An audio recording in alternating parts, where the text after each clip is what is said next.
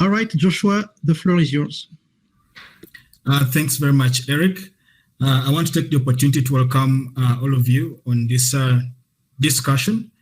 And it's quite a very important moment that we have this discussion. I want to take the opportunity to welcome the youth who have joined us today, those in the diaspora and those on the African continent. I also want to take the opportunity to welcome my colleagues, the members of YALDA, Youth Alliance for Leadership and Development in Africa. Also want to welcome the civil society organizations that have joined us. And specifically and warmly, I want to welcome our guest speakers today. Before I continue, I want to just set some of the rules and protocols so that we have a very fruitful discussion. For those who are using their PCs, as Eric, my colleague, shares the PPT, to join the roundtable discussion, please mute your microphone. This will help us hear each other properly and also be able to listen to one another. Also ensure that your camera is off because this is going to be an audio discussion. Only the speakers will have their microphones on. Also, for those who will have questions, we have an icon on your right. It is the second icon. It has messaging. And you have to click on it and go to the participants tab. And there you can ably write your question or any additions to what the speakers would have presented. Also, I want to say that it's going to be important for those who come from the different countries. We have the Anglophone and English-speaking countries. On the left of your interface, you will see where we have a language switch. We have English and French. Please feel free to select a language that is of your convenience. We have interpreters on those switchboards, and they will be able to give you information ably. Also, I want to talk about the tabs that are down, the icons that are on the lower side of your interface. We have the one for the microphone and the ones for the video. For the video, make sure if you're a participant, it's off. And for the microphone, please also mute it. For those who will be given the opportunity to ask a question, on your right, there is a tab that has request to speak. And when you are called on to speak, you can press that button and you'll be given admin rights to speak. And therefore, you will be able to unmute your mic and speak. Other than that, I think the rest of the usabilities must be kept off so that we have a fruitful discussion. I want to take the opportunity also to recognize the guest speakers. I want to recognize the presence of I want to recognize the presence of Miss Diaretu Gaye, and she's the Director, Strategy and Operations of World Bank Africa Region. You're most welcome. I also want to recognize the presence of Miss Mora Larry, and she's the Acting Manager of Africa Region Communications. You're most welcome on the platform. And also want to recognize the presence of Mr. Jeremy Riro, who is the Strategy Consultant and Investment Advisor. And also he's the winner of Blog for Development 2016 and is joining us from Kenya. You're most welcome. Also want to welcome Ms. Eliane Mbede, She's the winner of the Blog for Development 2020, and she's joining us from Cameroon. You're most welcome. Also, I want to recognize the presence of Franklin Kudijo, who is the founding president and CEO of Imani Center for Policy and Education, and is joining us from Ghana. You're most welcome. I want to just set the page of why we're having this discussion. The World Bank Africa region, in partnership with Youth Alliance for Leadership and Development in Africa, and also in partnership with the Youth Transforming Africa community, which is based on the Blog for Development competition winners, we have come up with the roundtables. And these roundtables are basically to give us a platform to share, 1, ideas, 2, responses, and 3, on how we respond to some of the impacts that are being caused by COVID-19.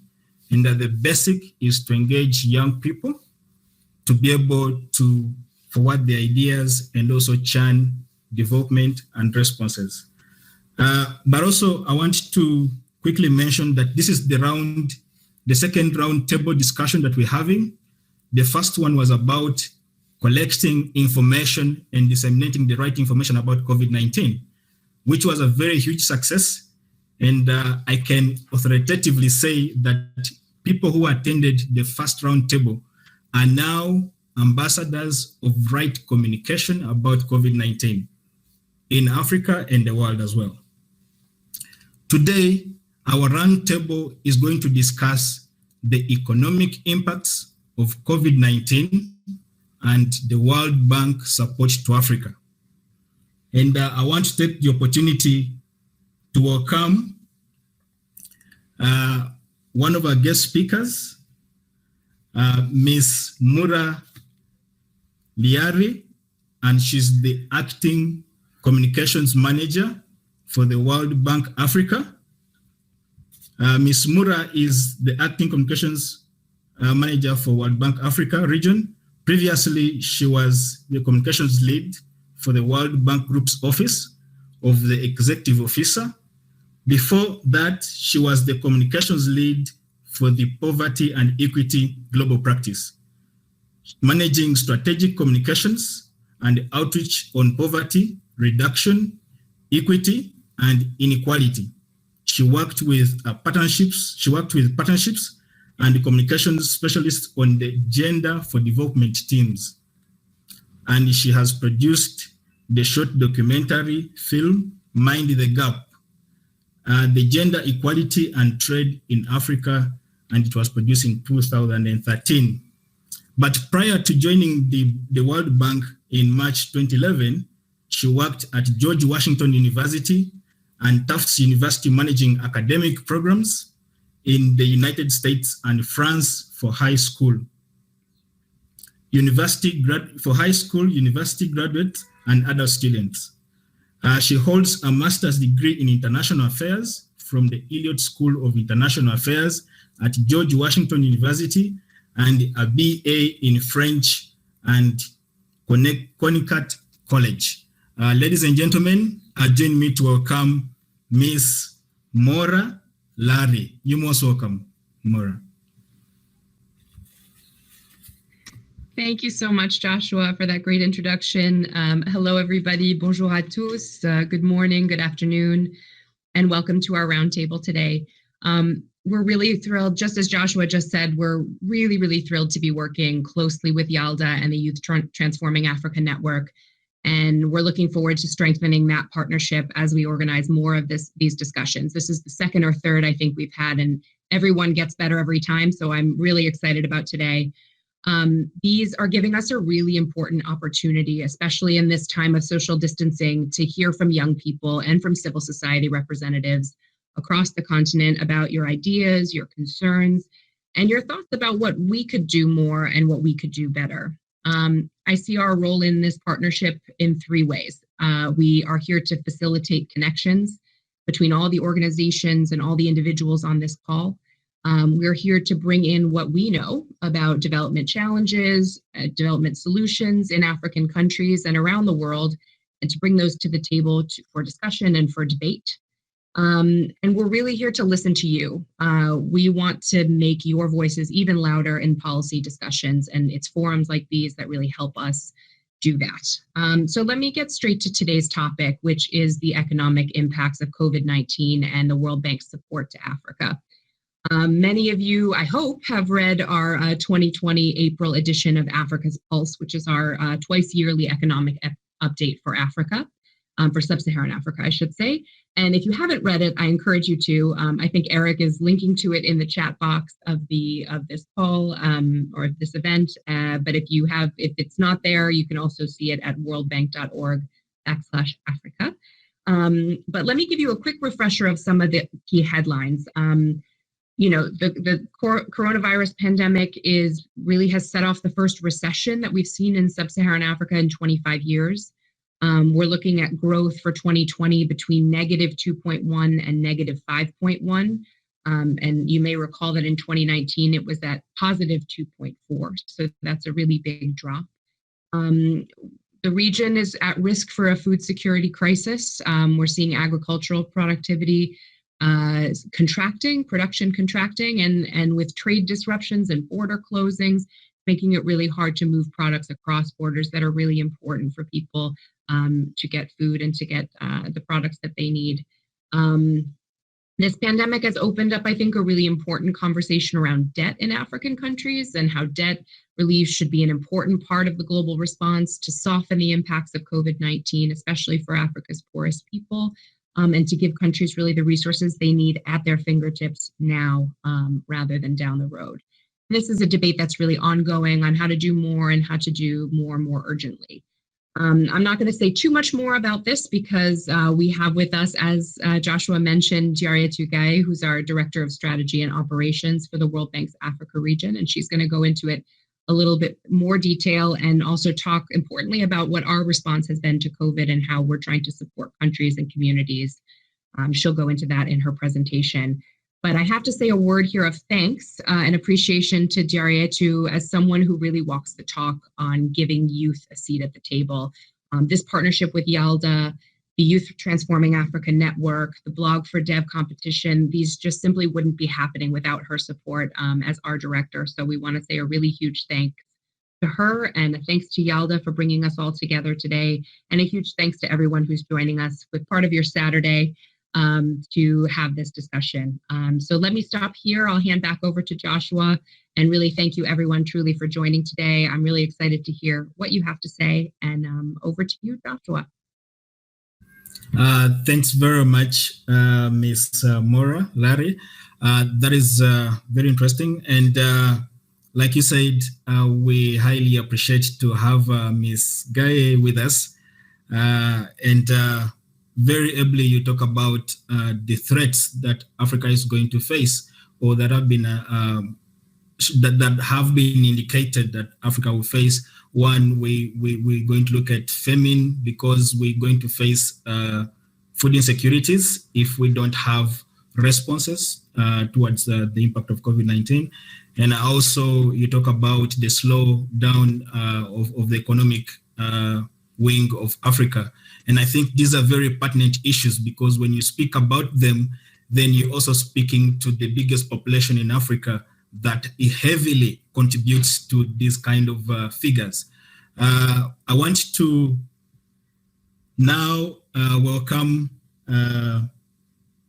Ms. Diarietu Gaye, and briefly I'll talk about her.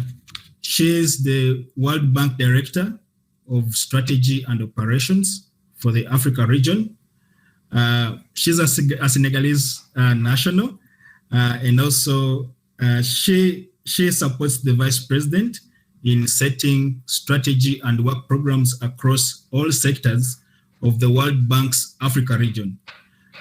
She's the Vice President, and she oversees a portfolio of more than 600 projects, totaling to more than $70 billion US, and comprises of a workforce of over 700 staff working in Washington, and 42 country offices.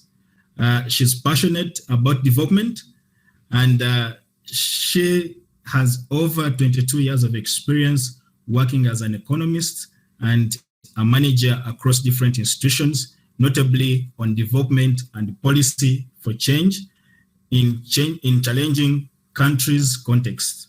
Ms. Gaye joined the World Bank in 1996 as a country economist after serving in the Ministry of Economy and Finance in Senegal. She has since held various positions. And also what I want to add is she's very passionate about young people, and she has walked the talk, and she has ably created platforms and supported those platforms for young people to stay on the table and be heard. You're most welcome, Ms. Diaretu Gaye. Sorry about the pronunciation of the name, but you're most welcome on the platform. Thanks very much. Thank you very much, and the pronunciation is okay. I've heard all version of my first name, so I'm good. I know Jeremy should know it by now, and I'm very glad to see you, Jeremy, one of our first blogger, and one of those platforms which I absolutely love. So let me say first good morning and good afternoon to everybody. And let me, this is a kind of meeting I want to have in a room with everybody around and cheering, and so we can see you smile and do things together, and then we are on a computer. But I guess that's what 2020 is about. And I have to tell you, I would be very happy if 2020 can finish and we start, hopefully in the new year, doing things differently. But I say 2020 is a difficult year, and I don't want to just stop at the conversation we're gonna have today around the economic impact of COVID on the continent. In the US and everywhere in the world, there is another conversation going on, which is about racism. And that's a conversation that we cannot ignore. So I wanted to just mention that we take this very seriously in this institution, and we take it very seriously as individuals, and we should take it very seriously as African, because at the end of the day, discrimination of African and African American and people of different color, different religion is something that we've seen throughout our life. And I'm old enough to say that I've seen that. And I just want to acknowledge the fact that we are in a moment today where we can make a difference on this agenda. So I'm not leaving the youth, but I'm going to open that other agenda too. All right. So let's go back to COVID. I just had to say that. And before I go to COVID also, I love the blog for development, and the 2020 winners, of course, because of this whole situation, didn't have the opportunity to do what the others have done, coming to DC for the spring meeting. The spring meeting didn't take place. But I promise you all that the minute we are able to have people come in, we will have a special celebration for the 2020 winners. So I don't know if we can introduce them, or if Eric will do that at some point, but I would love to see who they are. And I don't know whether you guys have thought about that. So we started this program in Kenya. I was country director for Kenya at the time, and I initiated that first in Kenya. Then, because I was covering other countries, Rwanda and Uganda, we decided why not add them to the list, which we did. And today, I don't know the number, but I know that this year we have 38 countries which are bringing in new bloggers. So at the end of the day, what this will be is a huge network of young people that can share what they are doing, how they are doing it, and really create this group that will bring change into the continent. That's my hope. That's what I wanted to do when I started with only 2. And it's really now taking its own life, and I'm very happy about that. So this year, participants were invited to submit entries on ending child marriage in their country. As you know, we still have very young girls getting married, and the impact of that is huge, both from a societal point of view, but also from an economic point of view. Because these girls get married at 12, become pregnant and have several kids. Generally, they are not in good health because of the closeness of their pregnancies, and the kids are not in good health because the mom is not able to take care of them. And the impact of such behavior on the economy of the country are huge. So we thought that it was important for us to start having those conversations. And I think we had quite interesting submission.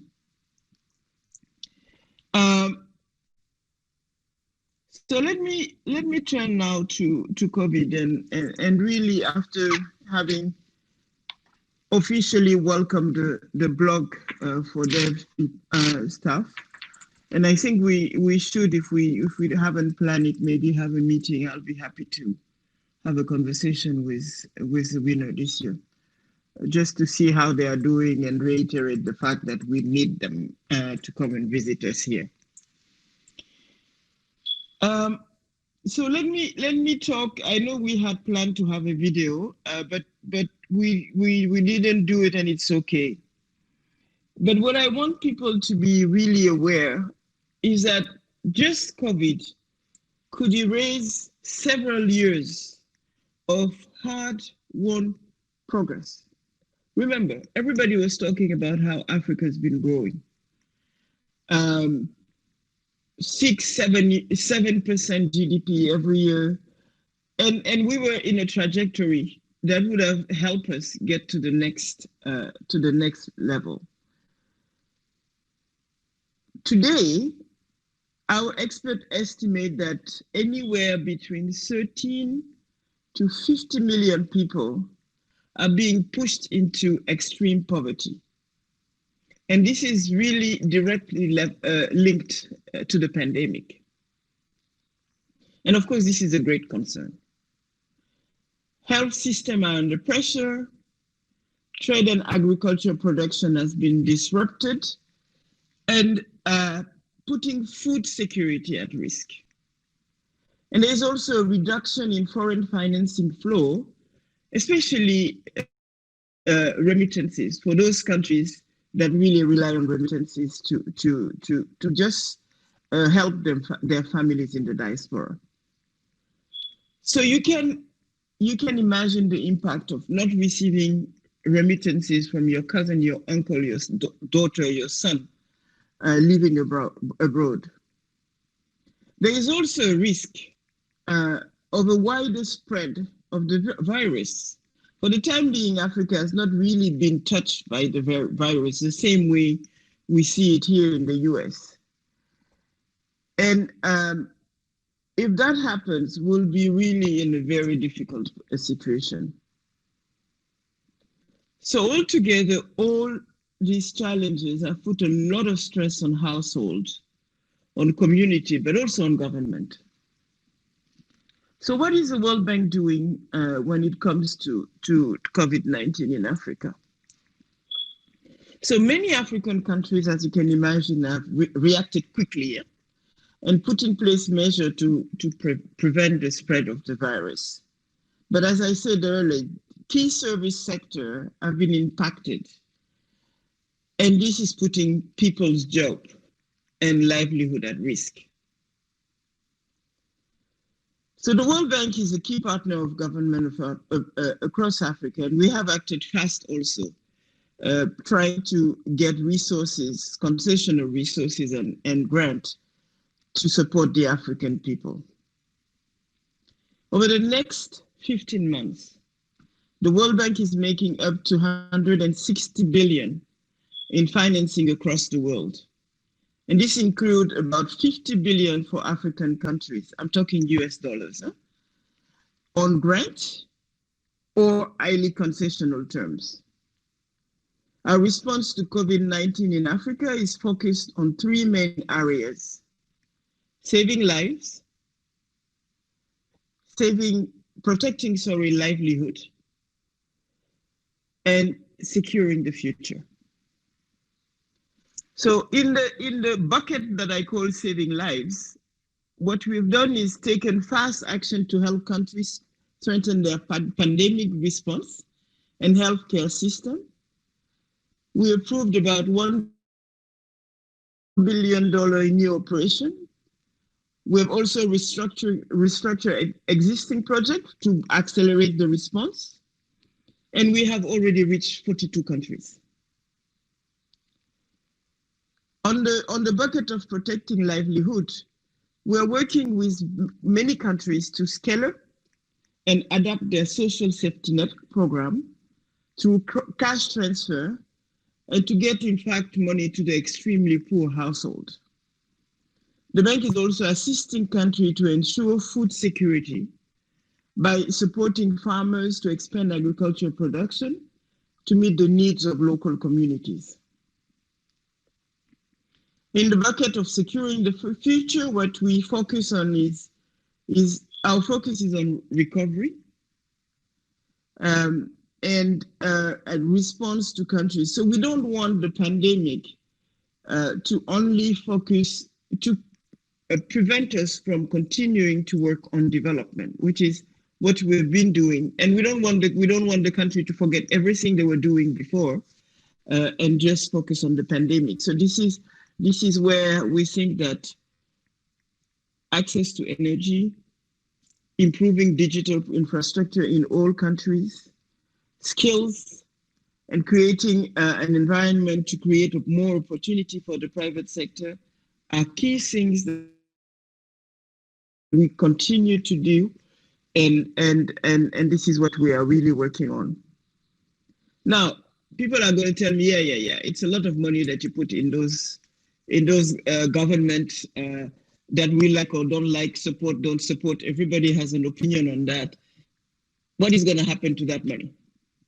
Okay, the whole aspect around transparency and accountability and impact. And I can tell you, both our fiduciary colleagues and our auditors and everybody is really keen into making sure that that money is going to be used for the intended purpose.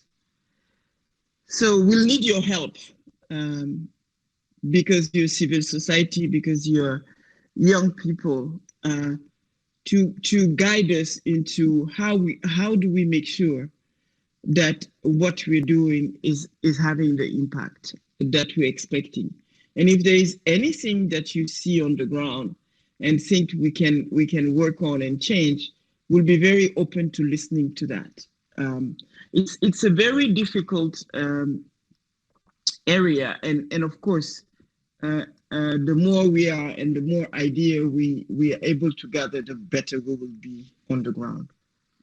Now, before I close, I want to come to the African debt. There's been a lot of conversation around the level of debt in Africa, and part of it is it's getting worse with the pandemic, and we're trying to make sure that those countries get support in managing their debt during this difficult period. So together with the IMF, we have called on bilateral donors and creditors to grant debt suspension to support countries to respond to the pandemic. And the initiative started on May 1. So there's been a lot of questions. Hey, what about the World Bank and the other? Why do they not do that? If we do that, then we cannot provide the resource that the country need. It's one or the other. So for us, it was more important that the country get a positive transfer and more money to be able to spend than just reducing the expenditure. So the combination of the two is the best way, in fact, to respond to the issue of debt. One part is you don't pay for it for a certain time, and at the same time you receive additional resources, which has to be absolutely concessional or in the form of grant. Okay.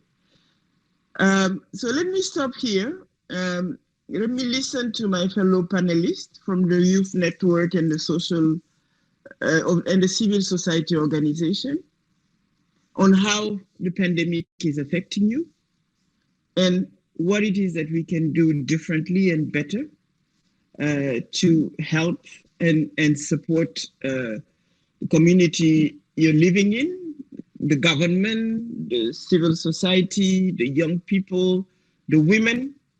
One of the things that we've seen with Ebola is that as school close, women don't go back to school. And I'm very, very worried about that. So anything that you can talk to that, anybody who can talk to that, I'll be very happy to hear. Thank you very much.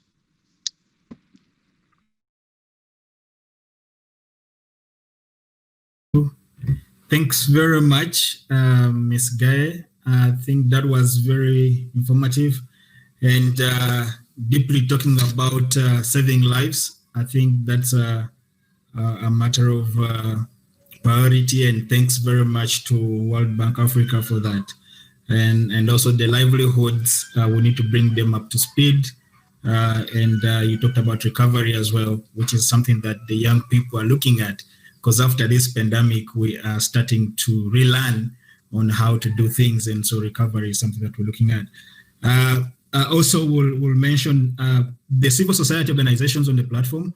You had World Bank needs you to follow up and try to foster accountability and also advise on which projects that can be done better. The youth, you can also push your side on holding certain entities in your governments accountable and also foster the functionality of some projects. Thanks very much for that. And I want to call on the youth to come and discuss my very favorite young people who have done a lot on the blog for development. Ladies and gentlemen, I want you to join me to call upon Mr. Jeremy Riro, who is the strategy consultant and investment advisor at the FIE Consult in Kenya. Mr. Jeremy, you're most welcome.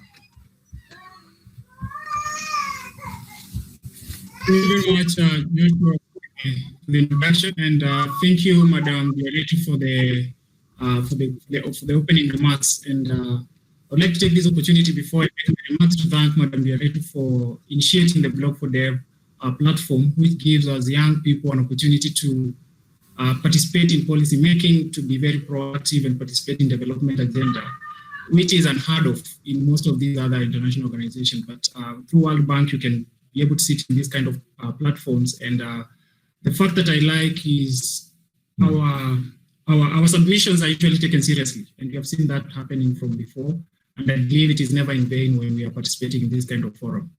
Having said that, I would like to go back to COVID and how we are viewing it and how it is affecting us as youth in Africa. So from where I sit, I'm viewing COVID as a triad kind of challenge that we are facing. It has three elements in it. It started as a health pandemic that had an economic crisis, and then it had a social impact. And today we are looking at the economic part of it.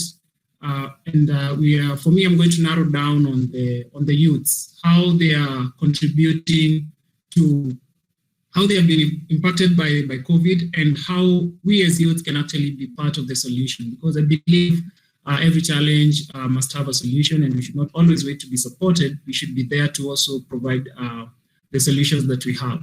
So when we look from a youth perspective, COVID has impacted us in two major ways, economically speaking. The first one is that it has had an impact on our jobs, and it has had impact on our businesses as young people. And when I talk about businesses, most of the young people in Africa, we run small businesses. So we are talking about startups and SMEs. And so when we are talking about the impact of COVID on us, we look at those two things. And that's the dichotomy that I want to explore today. So from the jobs perspective, of course, it's obvious. People are being laid off because organizations don't have money to pay salaries. Others are taking half salaries, and others are actually being put on hold indefinitely. They don't know when they'll come back.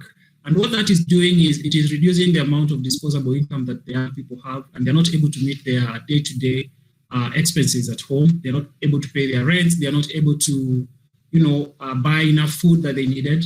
And so this has made some youths to move in with friends, family, or families, so that they can, take care of those costs. Others have been forced to be more frugal, and they reduce their budgets. And but the whole thing has brought some form of uncertainty that is pushing more youth into depression and rising cases of mental illness among the youth, because they're not sure what the future holds for them. And that's really a big thing from our side as youths, to try and see how do we deal with that. Because most people don't have a lot of savings. And even if they had savings, they were depleted within the first 2 months of COVID. So how do we look into how to support them going into the future? When you look on the other side of my dichotomy is the startups and the SMEs. Now, these ones, they are also quite unfortunate because, first of all, they have lesser cash flows and they don't have much savings. They don't have long runway. And when COVID happened, because of a reduced number of customers and sales, most of these businesses, either they are closing down or they are operating way below their capacity right now. And what that does is they end up also laying off more of the employees that they have, who happen to be, again, youths, and again, they contribute further to job losses. And the other thing is they continue accumulating debts for the fixed business costs that they have to keep paying, like rent and others. And this puts them in a very tricky situation where they are not able to get themselves out of that problem. So the youth, in whichever way you look at it, from the job side of things and also from the startups and SME side of things, we are caught in a hard place, a rock and a hard place. We're in a situation that is very tricky for us. But again, when these challenges happen, they present us with opportunities to be innovative, to be creative, and to provide solutions. And I believe Africa as a continent, the biggest resource we have today, as we face COVID and look for solutions for COVID, is the young people that we have. They are very innovative, they are very entrepreneurial, and those skills are very important as we reimagine and rebuild the economy across Africa post-COVID. And as we also transition into the digital economy, which has been happening even before COVID, I believe it is the ingenuity of the African young people that is going to help governments in coming up with better models or better ways in which to revive the different sectors that have been hit hard. And so tapping into the innovative mind, into the ingenuity and the creativity of the young people is going to be one way in which the young people can contribute to the recovery that we are actually looking forward to. And there are some key sectors that have been affected. The healthcare sector, and I believe we have a lot of young people who can participate positively there. The agriculture sector, we have young, agile, energetic young people who can actually participate in that sector to make sure that we are able to feed the continent. We import more than $40 billion worth of food every year. And with these travel restrictions, much of that might not be coming in. But we also have 60% of the arable land in the world. So I think this is an opportunity for us to make a transition and get more of our youth engaged in these agri activities so that we feed our population across the continent. Now, in terms of the youth participating and bringing in their minds, creativity, ingenuity, and their energy towards the recovery, they cannot just do it by themselves. So a few things that needs to be done in terms of the jobs. I believe all these funds, like Madam Biarritz mentioned, there's some funds that are being given to countries for them to, secure the future. And I believe in terms of securing the future, we are securing some of the important sectors that sustain our economies. And I believe these funds should be channeled through to companies that actually must continue running, for the economy to continue running. And the youth who are employed there should be able to continue working so that they don't go home. That's one way on the job side. And then I believe once these young people have their their salaries and their incomes assured, they'll be having more peace of mind, they'll be motivated, they'll be going to work, looking forward to rethinking the business models and helping the employers to stay afloat and also to transition into a post-COVID economy. The other thing that I'm thinking of in terms of the SMEs and the startups, because I was looking at that dichotomy, is these businesses, they simply need cash for them to stay afloat. There is no question about that. It's not about technical support or anything, it's about cash flows. And I think there are relief funds, there are credit guarantees that are being put in place by different governments. Now the question we have is, how do we make sure that this money gets to support? Because these businesses need to get the money so that they can pay employees, they can bridge their working capital gaps.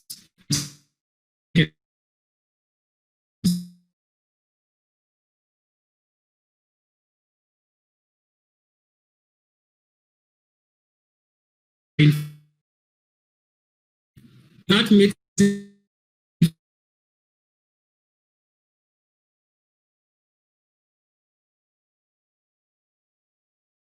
for the government to start a mass registration, digital mapping of all these informal businesses.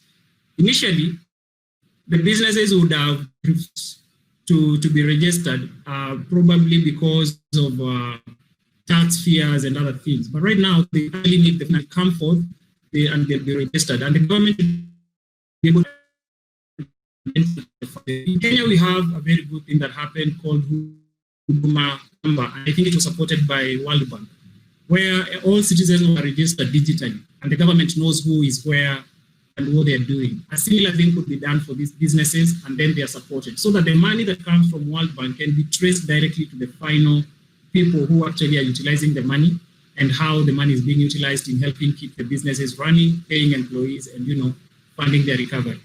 So those are my submissions in terms of how COVID has affected the youth and how I see we can be able to come out of that, and the youth taking part in that process of coming out of the slowdown that COVID has brought about. So thank you, and over to you, Joshua. Thanks. Thanks very much, Jeremy. That was very touching in terms of the responses that we need to have for the young people. You talk about mainly about saving the SMEs, so the young people don't lose their small enterprises and also don't lose jobs. And also you step up to mention that we need to have some responses that are able to be tracked towards the young people. And that should be done through the registration systems that the World Bank has funded towards governments. And also you mentioned that we need to use the young people to spring many businesses towards the post-COVID era.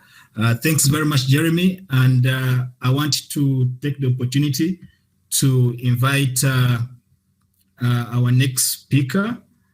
She's called Miss Iliane Mbede, and she's representing the Blog for Development 2020 cohort. I also want to mention that she's the winner of this year, and she will share ideas collected among the whole cohort. For technical reasons, due to limitations on Kudo platform, we didn't have all the other participants appear. But you're most welcome, Miss Iliane Mbede.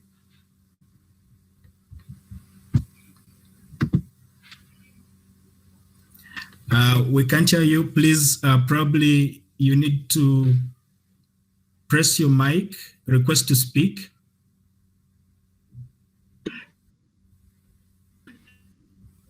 She needs to unmute. Just unmute. Don't touch the request to speak button anymore. You are muted, Eliane.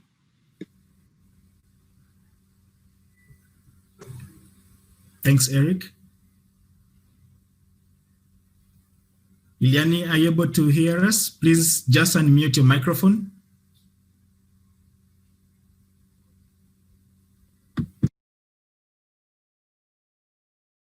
Okay, seems Miss Iliane is having some technical difficulties there. But as Eric helps her sort out to come back again, I also want to mention that in my country, Uganda, we've had a number of responses that the World Bank has supported. And we're seeing lots of responses in the agricultural sector, in the health sector. We're seeing a lot of sensitization campaigns that have come up to help people keep healthy and also remind people to also live a healthy life. We've also seen some attraction towards the young people, or what is still pending and what is still being handled is the economic part of it. Our budget has been passed recently, I think 2 days back, and there are a number of discussions that are going on now on how young people will directly be impacted by that budget. So this is quite a very interesting discussion that we're having today. Iliane, are you able to come on now? Okay. As she tries to sort out the technical issues, I want to call upon Mr. Franklin Kudijo, who is the founding president and CEO of Imani Center for Policy and Education in Ghana. Franklin, you're most welcome. Yes, Joshua. Good morning or good afternoon to everyone. It's a pleasure to be joining you to discuss this very important matter. Let me just say that COVID indeed has impacted us negatively, and indeed, as Miss Mora, if I didn't get your surname well, Ms. Gay have reminded us that a good number of African countries, with the support of the World Bank, were doing relatively well before COVID-19 struck. In fact, I can cite the case of Ghana, whose finance ministry was generally managing the economy well with a projected GDP growth of 7.2%, but now has had to revise it to 1.6% due to COVID. We have learned that together, official creditors have mobilized up to $57 billion for Africa in 2020 alone. Now, this includes $18 billion from the IMF and the World Bank, respectively. Ghana, as an African country, received $100 million from the World Bank to assist it in tackling COVID. Some of it has been used to cushion the poor, and indeed, some other significant funding had been attracted from the IMF in order to prepare our COVID alleviation program. In fact, I got a call not long ago from the finance ministry asking for ideas on how to put together a 2-year COVID alleviation recovery program. Data also shows that the private creditor support this year for Africa is estimated to be $13 billion. Well, this is an important start, you see, but the continent needs at least an estimated $114 billion in 2020 alone to fight COVID, which means that there's a financing gap of about $44 billion. So it's good to hear from Ms. Gay that the World Bank is increasing its support to Africa. But which is why debt relief packages as announced and effected by the bank for most African countries is instructive. These debt relief packages are crucial to rebalancing the economies and securing the future, as Ms. Gay put it in her welcome remarks. You see, but as COVID spreads faster on the continent, let's not forget that in the first 90 days when COVID visited the continent, it took 90 days to record 100,000 cases. But as we speak, in the last 18 days, we've had cases go jump almost 100,000 already, which means that COVID is really spreading and it's going to ravage the economies of Africa a lot more. But it also means that we need to be careful in managing our expenditures internally. I did hear Ms. Gay suggest that COVID does not necessarily mean that all the good things that African countries were doing should come to a standstill. Now, this includes the fact that COVID-19 has opened a lot of fiscal room in our national budget, which means that expenditure items such as recreation, tourism, travel, conferencing, sports, and even some infrastructure are at a standstill. My think tank, Imani, has been scanning the Ghanaian budget 2020, and other African budgets. In fact, we've done that for Kenya, Nigeria, Cameroon, Senegal, and South Africa. And we are finding out that conservatively, they could be able to save significant amounts, which could be used to complement the World Bank support to ensure that the most vulnerable in our societies are covered. I think that it's important that African countries should be reminded or must be mindful of the opportunity cost COVID has created in this regard. So I yield to Ms. Gay. I think we need to invest in the COVID expenditure tracker and ensure accountability of the World Bank funds. As I mentioned, my think tank, Imani, has started the process of monitoring budgeting in times of COVID in a number of countries, and we'll be happy to work with the World Bank within the framework of the stakeholder engagement plans of the World Bank to make sure that we are getting value for money and that the needy are getting their fair share of the cake. Since I was asked to prefer some solutions as to how civil society should react in this regard, I'd like to leave my comments here, but as the conversation progresses, if there are any other areas that we need to touch, I would be mindful to do so. Thank you. Thanks very much. Mr. Kudijo, for those remarks. I want to mention to the participants that if you have a question, not if you have, I have some questions that will be read, and the following people should be ready. Akram Ziwa, Akelo Sandra, Ernest, and Progress. You'll be given time to ask your questions. So I'm going to request that you go on the right-hand side of your interface and click on request to speak, and then you'll be admitted in to be able to speak. Otherwise, I want to call upon Miss Iliane Mbede to also give us her thoughts on the topic. Iliane, you're most welcome. Good afternoon. Good afternoon, Iliane. Ladies and gentlemen. It's my pleasure to be here today to present Block for Deaf Winners and the Youth Transforming Africa community. As a young African, I firmly believe that the future depends on our action, as we are the beacon of hope to the next generation. We have resilience, energy, time, creativity, and talent to make a difference in the world. But we are facing social, emotional, and sometimes financial barriers that are preventing us from reaching our achieving our full potential. As you all know, young people in my continent, Africa, represent half of the population, and obviously, we as young people are the most affected by the current pandemic coronavirus. That's why I'm here today to play for investment in human capital, especially through quality digital education. Our plea is to see more young people having a seat at the table, so no decision will be made about our future without us. Our plea is to have stimulus for the small and medium enterprise sector, the informal sectors where youth are the most employed.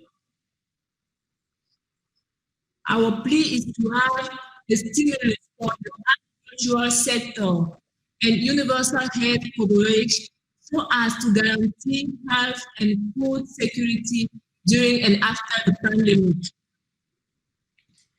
Young people in Africa are still working and engaging to build the Africa of our dreams during and post-COVID-19.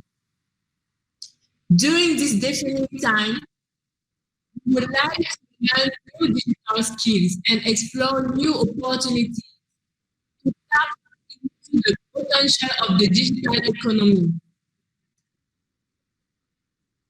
What we need is opportunities in education, engagement, entrepreneurship, and employability. Thank you for listening.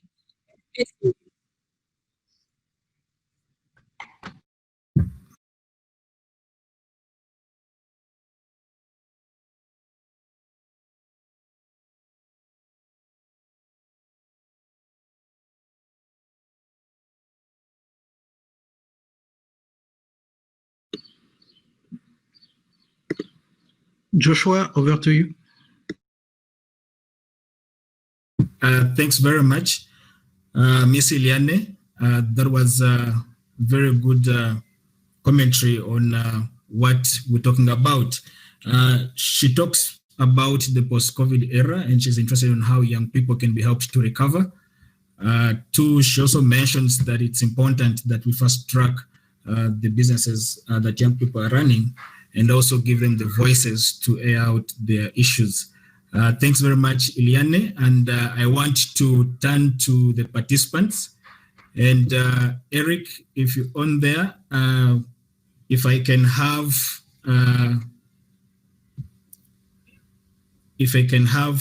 the participants ask questions, and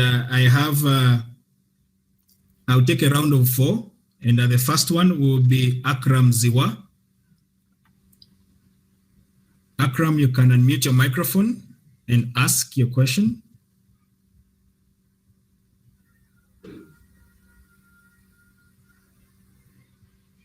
Okay, Akram, I think is not yet ready. Akelo Sandra. Akelo Sandra, you can hear me? You can unmute your mic and be able to ask your question.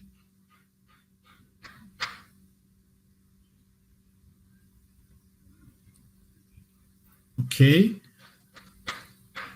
Ernest. Ernest, are you ready with the question?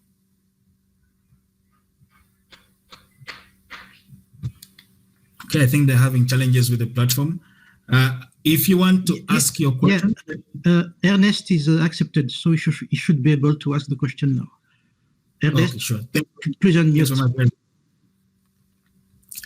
Ernest, unmute your microphone and ask the question, please. Okay, can you hear me now? Yes, I can hear you. Okay, all right. My full name is Ernest from Ghana. Okay, I've been saying that artificial intelligence is something that Africa was reluctant to embrace, but the emergence of this pandemic has really made it possible for Africa to embrace it in every aspect of our economies. But then the question is, are we ready? Is African economies really investing in artificial intelligence, which I think is a new infrastructure for us to be able to fight this? Because as we stand, our human interactions has been limited greatly by this pandemic. So what I want to know is Africa ready to invest in artificial intelligence, as I see it as a new infrastructure to help build our economies? Thank you. The question. Thanks very much, Eric, for the question. And we'll take the set of 4 questions, and then we can have our guest speakers respond to them selectively. So I'll take the second question from Akelo Sandra. Akelo, if you're ready. Or Akram Ziwa, if Akram, you're ready.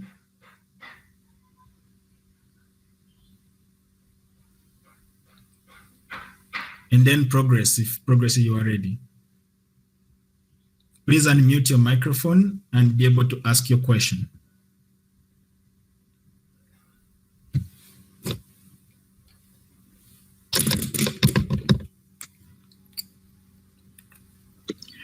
Okay. Joshua, I think we can go with the second round of speakers because some of them are ready. So you can call upon Noel Carl, Lebonzo, and after Christian, and after Josephat. So Noel Carl should be the first one. All right. Thanks very much, Eric. Can you hear me? Yes, we can. Please go ahead. Okay, this is Progress from Zimbabwe. My question was, the World Bank had stopped lending services to countries like Zimbabwe way before the pandemic. Is there any support which is being extended to heavily indebted countries like Zimbabwe during this pandemic? Progress, thanks for the question. I'm sure our guest speakers are noting the questions. Can I have another one who is ready? Josephat, are you ready?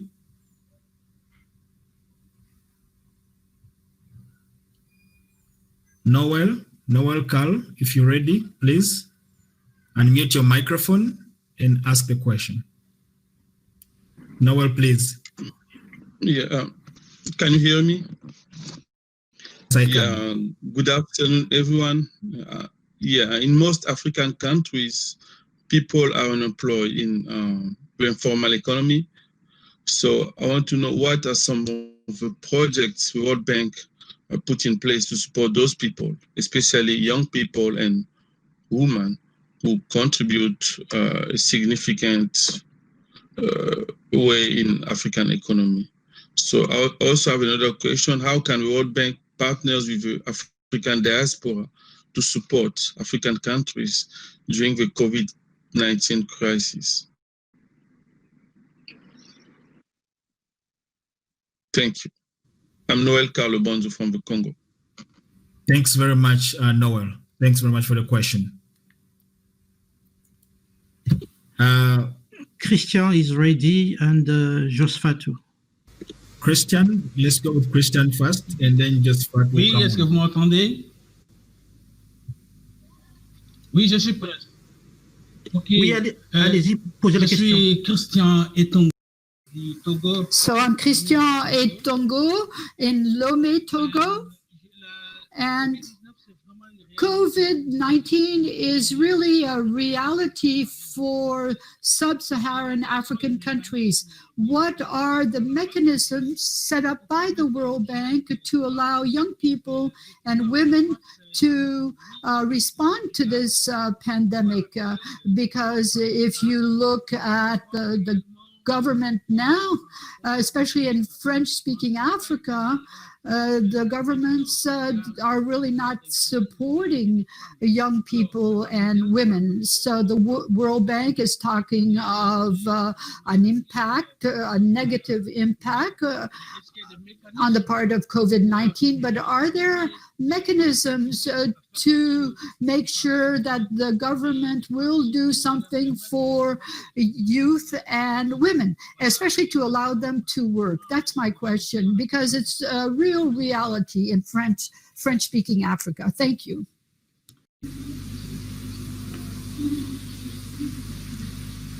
Thank you very much. Thanks very much, Christian, for that question. I want to take one more question so then we can have the speakers respond. Eric, do you have anybody who is ready to go?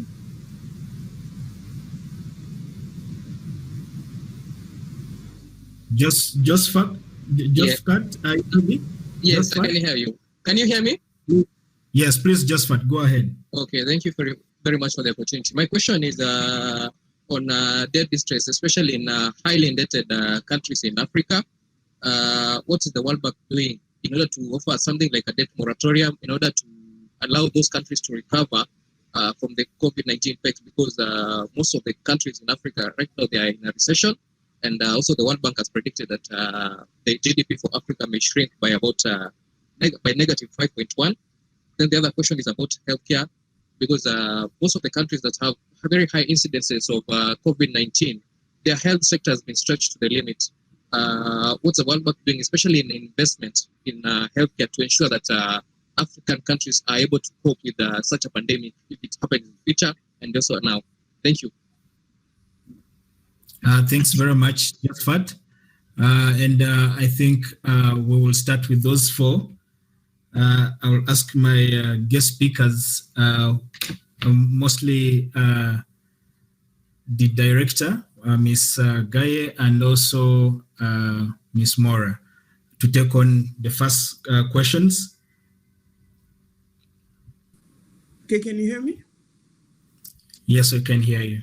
All right. Let me start maybe by saying some of the question I'm hearing as a question that, you know, just give me the impression that the World Bank is there to solve every problem.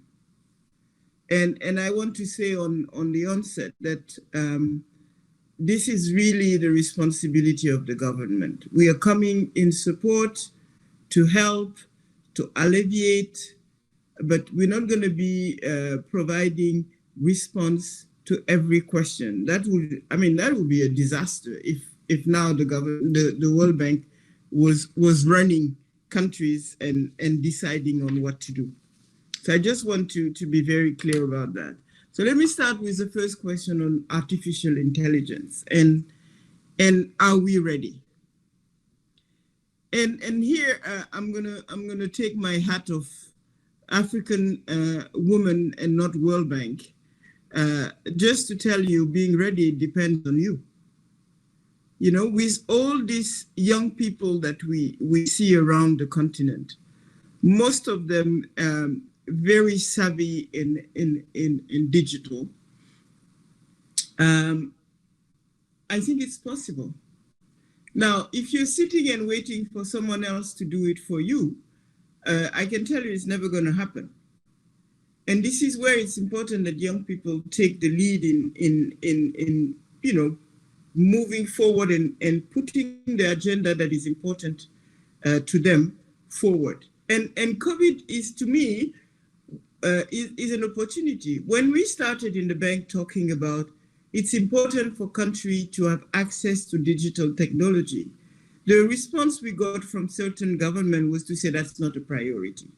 Today with COVID, because digital is how you communicate and how you transact today, how you make money today, people realize that, oh, that may be a priority for everybody now. And it has different level, different component. It can help dramatically on education, especially when people have to be at work. It helps in transaction at work. It helps in the health system also, for the question on the health sector. So digital is not a luxury. Like cell phone at some point was considered a luxury. Today, everybody has a cell phone on the continent, or almost everybody. So this is where we want to go with the internet, and we have a very ambitious program that we try to develop in countries that want to do it. And our ambition is really by 2030 to have the entire continent completely digitalized.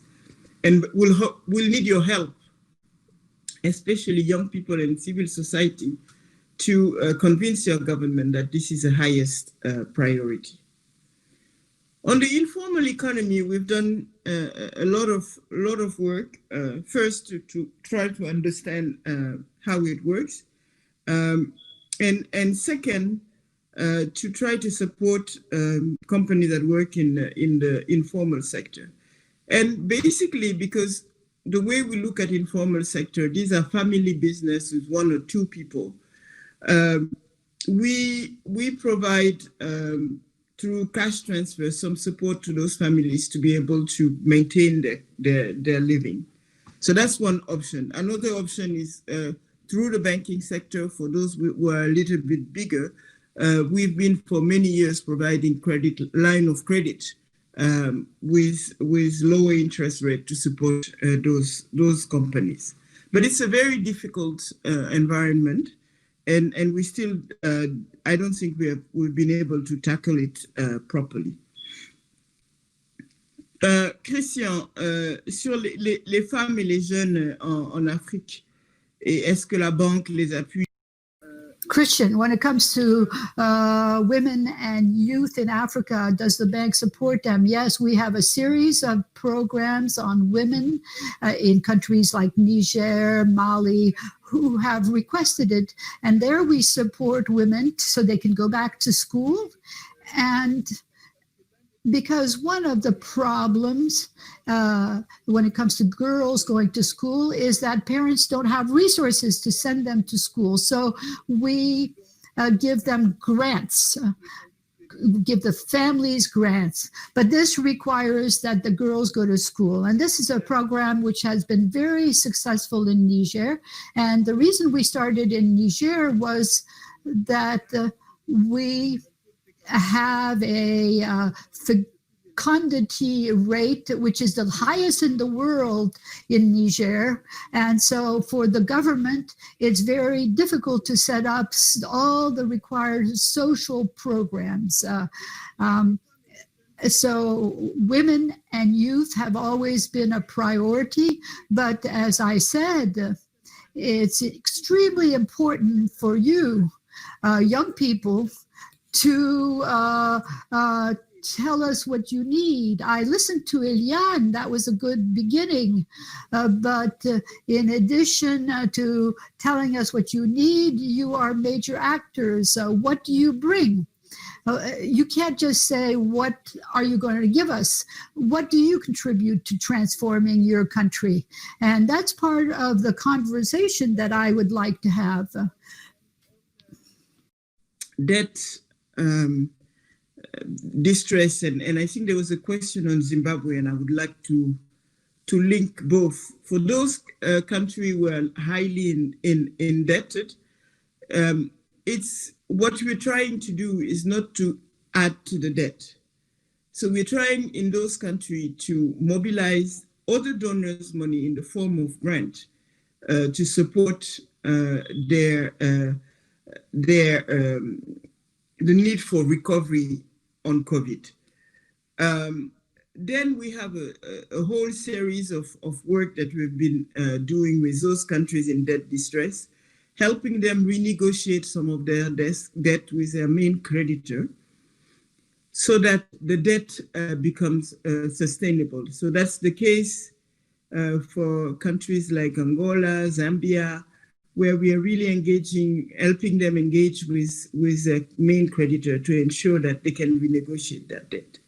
Zimbabwe is a bit different because Zimbabwe has arrears to the World Bank. And in our status, when the country start having arrears, we cannot lend to the country. So the only way we can support Zimbabwe, and Zimbabwe and Sudan and Eritrea are the countries who are in arrears to the bank. To be able to support them, we have to also get grant money and be able to deliver resources. So for Zimbabwe as well as Sudan, we actually are in the process of providing additional resources, I think in the week to come. It was a bit slower than for the others because we needed to get those resources from others. I think I've responded to all I wanted to respond at this point. Oh, the investment on healthcare, this has been the priority. The first operation that we have done were for healthcare support. Make sure that a healthcare facility get the respirator, the gloves, the masks that they need to be able to start working, and supporting them in having procurement facilitated, either through pre-selected company that we would select or in other manners. I know that the African Union and the CDC are also helping very much on that front. So normally health support is the highest priority. Let me stop here. Thanks very much, Ms. Guy. I'm wondering whether Ms. Mora wants to say something about the same questions, or I can continue with another set of questions. Ms. Mora? Please go ahead with the rest of the questions. I want to hear from more people, so I'll talk at the end. Thanks very much, Ms. Moore.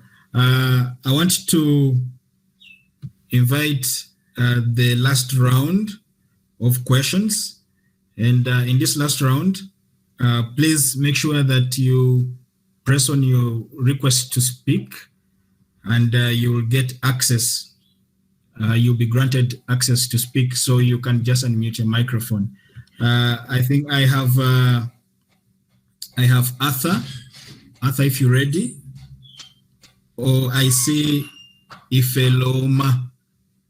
Please go ahead, unmute your microphone and ask the question. Okay, Arthur Wider from Liberia, Block for Development 2020 winner. My question is, to what extent the number of people infected with the coronavirus or COVID-19 in Africa can be determined by the level of disaster resiliency in each country? And what have the World Bank done, or what is the role of World Bank in the lockdown in different African countries, and what are the benefits in implementing total lockdown? So thank you so much for the opportunity to speak. Much for the question. I think it's well noted. Can I have Ifloma, if you're ready? Or Arthur? Arthur, please unmute your microphone. Arthur, unmute your microphone and ask your question, please. Okay. Can I have Bernard? Bernard, if you're ready. I think Ifeloma is ready. Oh, okay. Thanks very much.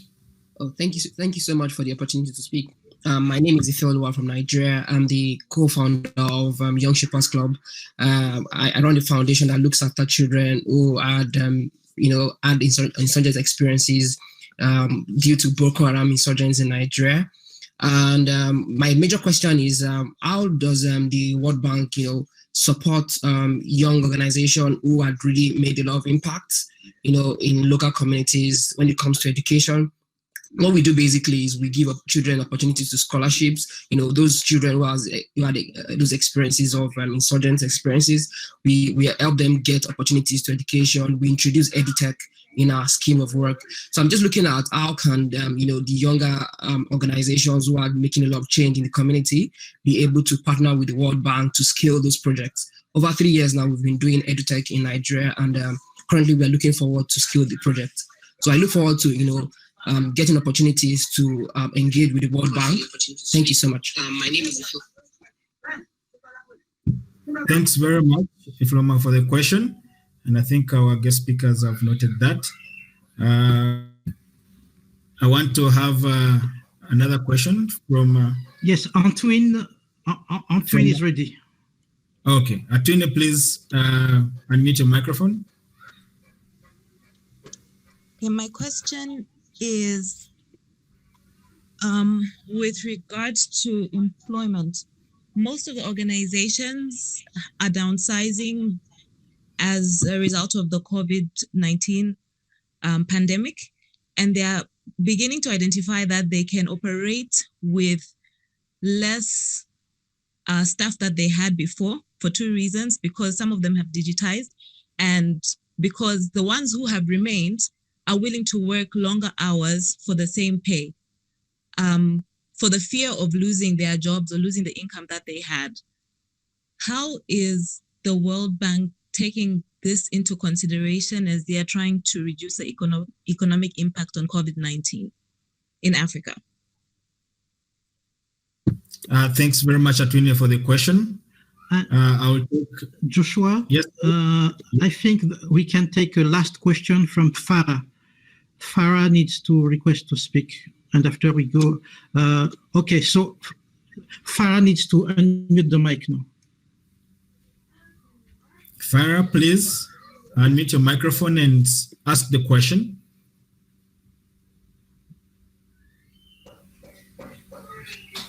Farah?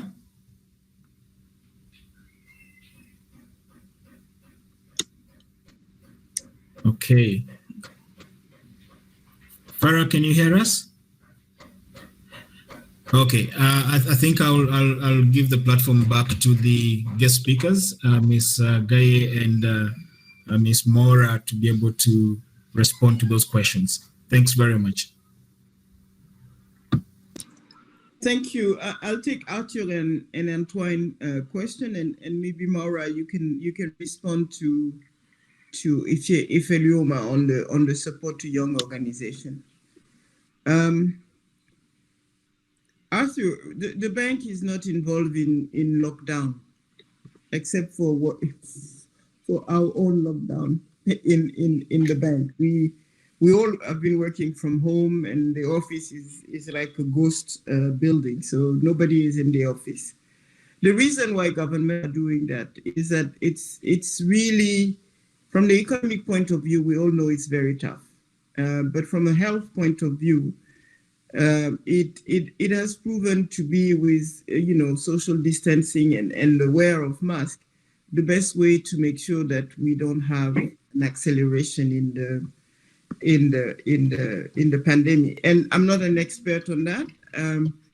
I know it's clearly working, and every time we have tried to open it, at least in the case of the US, we're starting to see another increase. So something is linked there with between the fact that people go out and work as they used to be, and the way the pandemic is, at least the number of cases are increasing.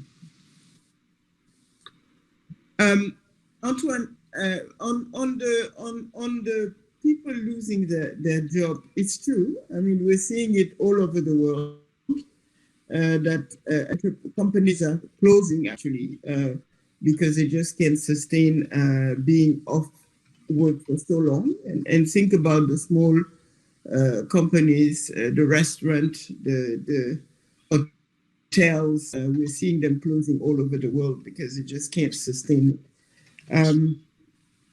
Now, I would not want to link it to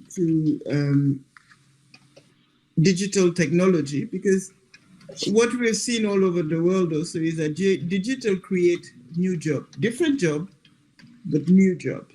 So those that are losing jobs today will find better jobs.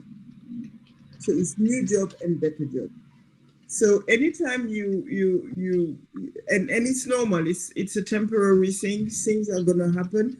We all hope that we'll recover. We want to work with the private sector. We have asked our colleagues from the IFC to really scale up their support, especially around the small and medium enterprise, because that's where the jobs are going to be coming from. But it's a tough time. I don't have any other answer to that. Maura? Thanks, Jariatu. So to follow up on the question of sort of how are we supporting youth organizations and what can we do? And we have a number of vehicles to do that. And I think one of the most important is a program called Ideas for Action, which is a partnership between the World Bank and the Wharton School of Business. We can share some follow-up information. I think Eric can share maybe the link in the chat box. That would be really helpful. But that's one way to really get your idea to the table.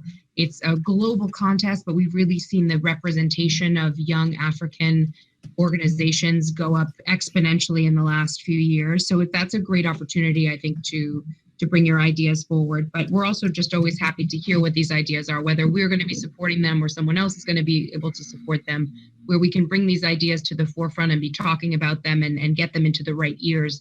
That's also a role that we play. So it's not always the World Bank is directly supporting, but we can be a mouthpiece and a microphone for good ideas to get them into the ears of others who need to hear them.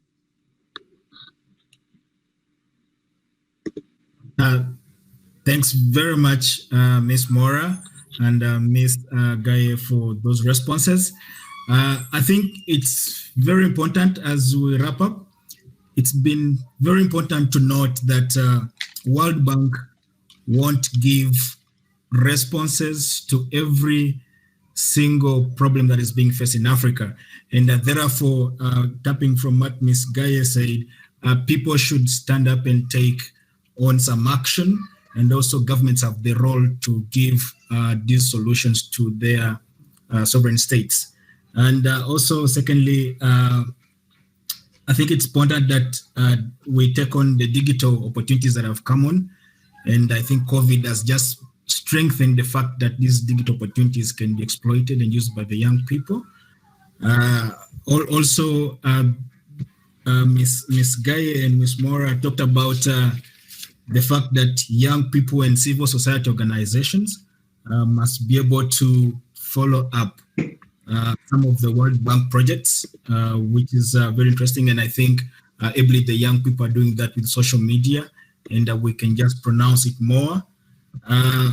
But I'll also take this opportunity to just ask all the guest speakers to give the last and closing remarks to our platform. I'll start with Ms. Gaye, please. Closing remarks. Thank you very much, and thank you for the opportunity to be able to talk to such an interesting group of people, and I hope we'll continue to have those conversations because they are important. I just don't want to give the impression that we're sitting here having a meeting and talking about what's happening, and then tomorrow we all go to what we do every day and forget about it. So one thing that I would like to do is ask Eric whether there could be a way of following with some of those questions and giving them an opportunity to have a response. And second, I don't know how often you do that. I have to say I like it, even on Saturday morning, which was tough for me. But I would be happy to have more of that, and mostly I would be happy to have a meeting with the 2020 cohort of the Bloc for Them. Thank you, everybody, and thank you for the very good questions. Thanks very much, Ms. Gaye. Ms. Mora? Yep. Thank you so much, Joshua. And thank you, Eric and Abby and Yalda and everyone else who's been in Youth Transforming Africa, and Eliane and Jeremy and Franklin and everyone for speaking today and for joining. I am seeing so many questions in the chat box here, and there's never going to be enough time to answer them all in one fell swoop, or we might be here all day. So I just want to say that we will be following up on the questions. I know Eric and the team are working on gathering the questions, figuring out how can we respond, and really keeping this conversation going. As Jariatu says, this isn't just we sit here today and we feel good about it, and then tomorrow we go back to our work, and hopefully in a couple of months maybe we talk again. We really want to follow up on all the good questions and all of the great comments that have come here. So just a huge thank you to everyone. We hear you. I think there's been a lot of great questions on the role of girls and women as I'm scrolling through here, and what is the World Bank doing to support girls and women, and how can we learn from the experience of girls and women in pandemic response. So I think that's really important. Those are really important questions and comments to bring to our operational teams and our country teams in thinking through this. But I want to echo also what Jariatu said in terms of, empowering you to be the change that you're looking to see, because we're here to support, we're here to connect, we're here to do, to really bring everybody together, but we can't do it. Clearly, we can't do it on our own, and this group of people has the power and the motivation and the great ideas to make real change in your countries and really for the world. So let us be an empowerment channel for you. Let us be a connector for you. Let us support you where we can. But please also take the mantle and take it forward and take these things forward in your countries as well. With that, thanks very much. Thanks very much, Ms. Mora. And thanks for joining us today. I want also to give an opportunity to Iliana and Jeremy to say something. Closing remarks, Jeremy, please.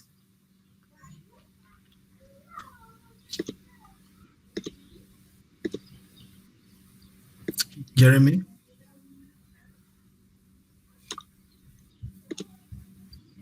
Okay. Let me have Ms. Iliana. Jeremy is ready. Oh, Jeremy, please. Thank you.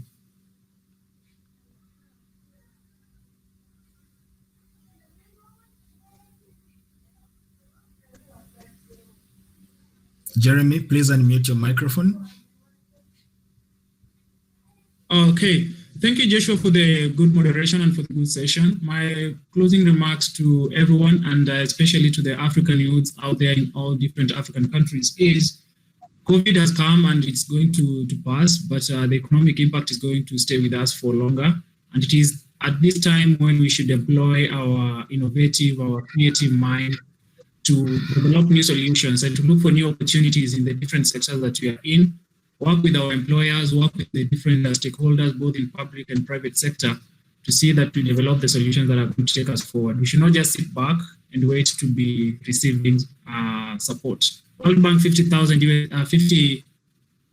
USD is good, but it is not enough for the continent. Let's create our own solution from wherever we are at the grassroots level. Thank you. Thanks very much, Jeremy. Let me have Mr. Kudijo. Kudijo, if you're still around. Yes. Your closing remarks.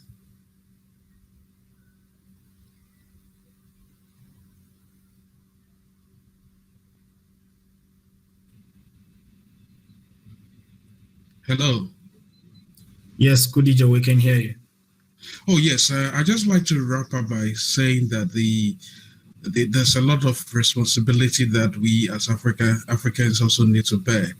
And I yield to the question Ernest asked from Ghana, and I think the other lady from, I don't know whether it was Cameroon, on the issues surrounding digital economy. I think it's important that as countries we invest in the digitization of our economy. We make sure that spectrum that is sold to multinational companies that give us mobile telephony services are not exorbitant, priced highly. We need to ensure that data services are also priced cheaply, but the taxes on them are too high. And I think that it's important that the governments, I've seen some governments give concessions to companies so that they can maintain or keep their staff. I think those interventions are loud and useful, and I think we need to do more. Thank you. Thanks very much, Franklin. I want to give the opportunity to Ms. Iliane to give her closing remarks. Ms. Iliane?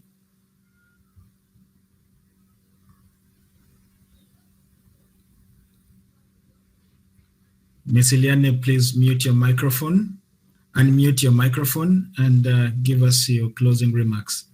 Thank you.